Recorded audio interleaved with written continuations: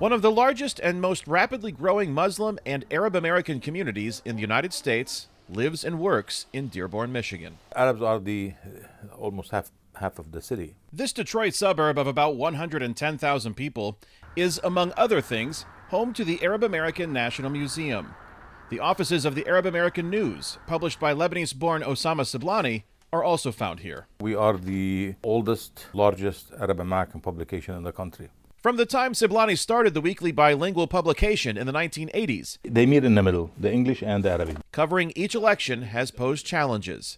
Many of his readers are recent immigrants and new U.S. citizens and have only started learning English. I came here in 1976, and I find some difficulty sometimes in writing and reading some of these proposals. So the polling location is open from 7 a.m. to 8 p.m.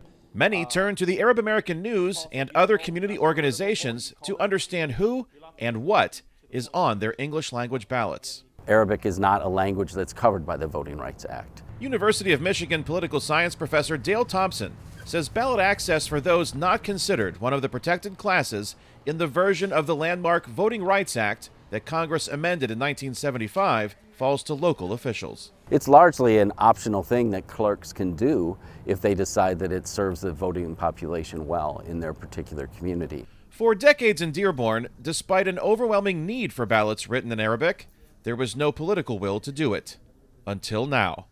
In Michigan's August primary election, voters in Dearborn for the first time could access official Arabic language ballots to cast their votes. The reason is that the culture has changed in the city. Having our first Arab American mayor, having a council that is more friendly to those kinds of measures, just the general conversation has shifted over time in America. Mustafa Hammoud was elected to Dearborn City Council in 2021 and soon after drafted legislation providing official translated election materials for any language spoken by more than 5% of the city's population, or about 10,000 people. The measure passed unanimously earlier this year. And there are states like California that already have implemented things like this. For that step to be taken here in Dearborn, I think it seemed like common sense to me. Voters in the midterm election can also access Arabic language ballots in Hamtramck, a Detroit suburb with a large Yemeni immigrant population. I hope to see over time and in the near future that this will be expanded throughout the state of Michigan. Nadia Ilama is a voter outreach program coordinator for the nonprofit organization Asian and Pacific Islander American Vote Michigan.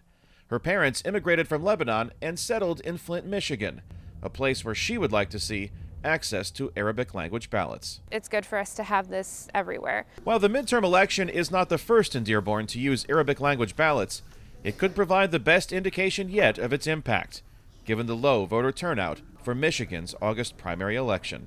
Kane Fairbaugh, VOA News, Dearborn, Michigan.